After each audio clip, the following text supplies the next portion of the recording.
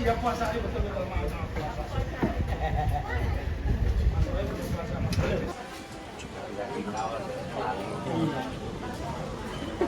Cek pintu dua.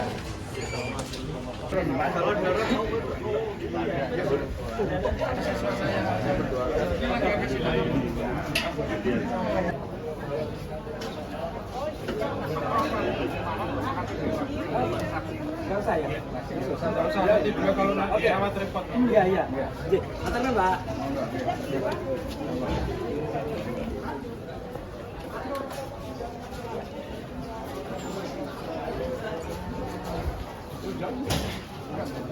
Baik.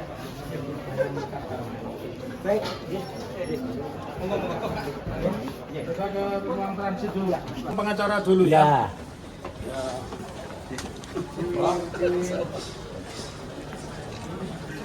Oke. Ya, amin. Mana ruangnya sini? Ya. Siap.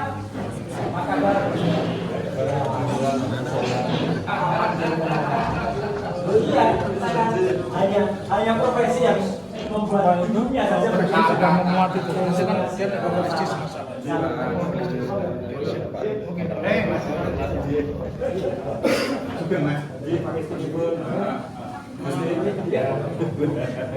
Siap, Prof. Alhamdulillah. Ini naiknya udah dua. Ya? Iya. Saya cuma anjing kalau ini kanjeng pangeran.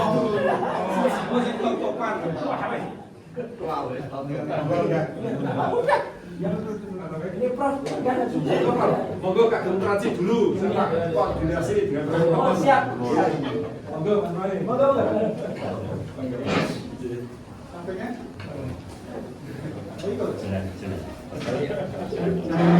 Bertukar tempat nih ya Pak Iwan. Kita cuma. Jadi persidangan hari ini kami beri judul Resuryo Rismon sudah hadir di pengadilan. Kita tunggu Pak Joko Widodo hadir di pengadilan juga. Beliau di dalam beberapa wawancara secara khusus lewat media televisi tertentu, dia kan mengatakan saya akan bawa ijazah SD, SMP, SMA sampai S1. Nah, padahal di data kita nggak ada menyebut ijazah SMP, S1 dan sebagainya. Satu aja. Ya kita cuma minta ijazahnya ditunjukkan. Jadi hari ini akan terjadi satu persidangan yang tidak pernah terjadi di Indonesia di bagian sesi. Jadi istimewanya persidangan ini selain karena hadirnya Mas Roy Suryo dan Rismon Sianipar, di sesi terakhir ada satu peristiwa yang sepanjang pengadilan itu belum pernah ada. Nanti kami yang akan lakukan. Sekaligus ini kalau bahasa yang agak jumawa membungkam, ya membungkam tantangan. Tantangannya nanti kita ladeni di sini. Karena pembuktian yang paling kuat itu pembuktian yang disampaikan seorang saksi, ya seorang ahli di depan persidangan. Mas Roy mau split sedikit aja Mas Roy. Ya, jadi sebagai lanjutan tadi ya masih. Masih Pak, masih. Gantian. Masih. Bentar. Pihak penggugat maju dulu. Pihak penggugat maju. Monggo kasih jalan dulu, Sampai mundur dulu, Pak. Saya Pak, penggugat dulu. Lanjut? Iya. Next. Kemudian, majelis, ini yang namanya luminous gradient. Anda juga puji Bupati Kalongan. Ini ada. Nah, saudara selama proses gelar perkara khusus dan sebagainya pernah diperlihatkan berita acara pemeriksaan laboratorium forensik Mabes Polri? Tidak pernah.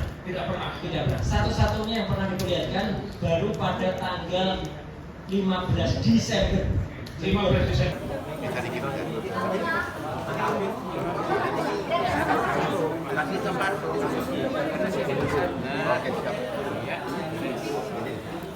Oke,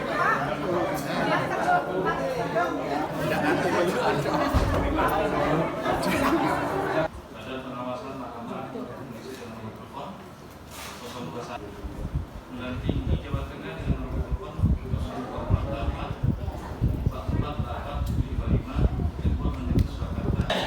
Ya, silakan kalau boleh saya tinggal memberikan supaya cepat saja, ya. Karena tidak mungkin panjang lebar sepanjang kuliah. Terjemahan atau bahasa yang biasa kami gunakan, kami digunakan untuk kalau istilah lainnya kalau tidak boleh itu ada preparat, ya, ada contoh, ada alat diuji atau ada objek saja. Ya. Ini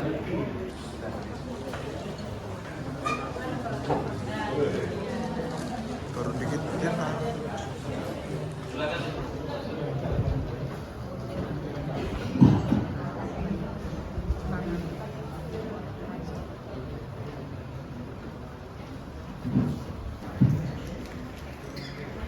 Ya, sudah nyaman duduknya? Sudah ya.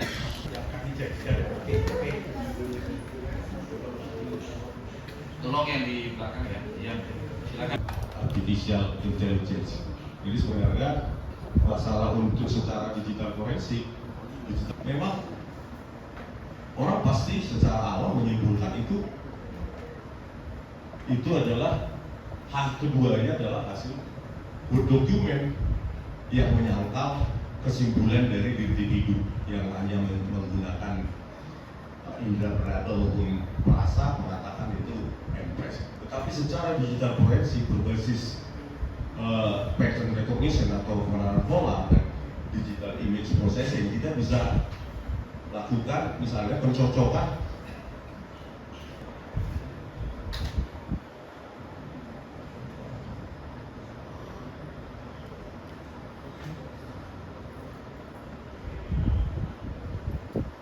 dan yang di sini juga kita ambil yang baca. Tapi sebagai peneliti kita tidak bisa mengandalkan pengamatan visual yang sering bias. Kok bisa sesuatu yang diklaim produk dari handpress ataupun letterpress yang ditata huruf satu, tetapi kok bisa? Itu berapa? Nah ini kalau dia 0, dia itu menuju ke hitam.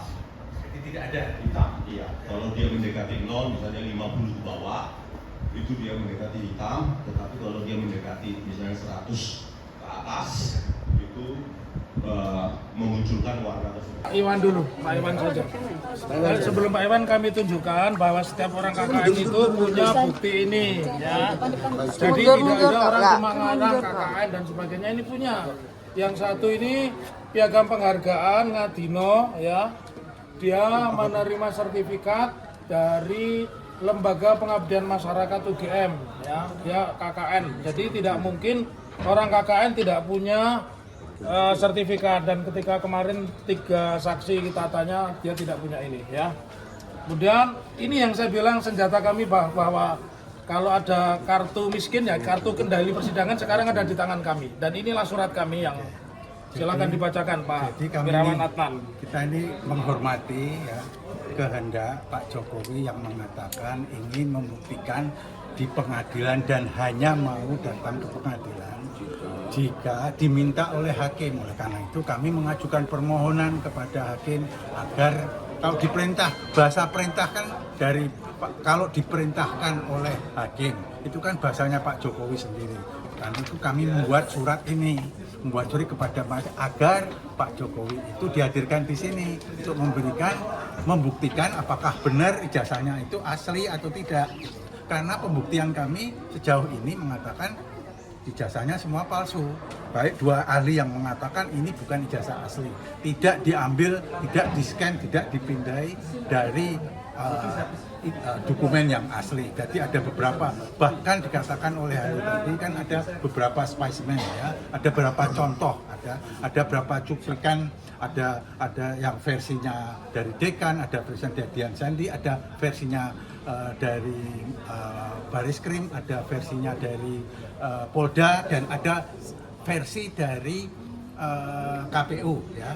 dan semuanya itu diambil bukan dari dokumen yang sama ya, jadi ada beberapa ijazah palsu yang berbeda-beda. Oleh karena itu ya kami meminta ini hanya bisa diklirkan oleh kehadirannya Pak Jokowi ya. Oleh karena itu kami mohon kepada majelis hakim dan menghormati permintaannya Pak Jokowi juga untuk ingin hadir di sini untuk meskipun ini sebetulnya merupakan kepentingannya Pak Jokowi juga untuk membuktikan ya. Untuk mematahkan pembuktian kami adalah dia hadir Datang ke sini bawa ijazah. bawa ijazah itu caranya, kalau tidak Boleh dilihatin. oh boleh menanggapi dua saksi. Oke, baik. Selamat siang saya ucapkan buat teman-teman semuanya untuk sidang hari ini dengan agenda pihak penggugat menghadirkan keterangan ahli. Sejak awal saya menyampaikan keberatan kepada majelis hakim dengan pertimbangan bahwa ahli dalam memberikan keterangan ini kan diharapkan supaya objektif dan independen. Nah, yang jadi suatu persoalan meskipun ahli dalam hubungannya dengan para pihak memang tidak ada hubungan keluarga, tidak ada hubungan darah.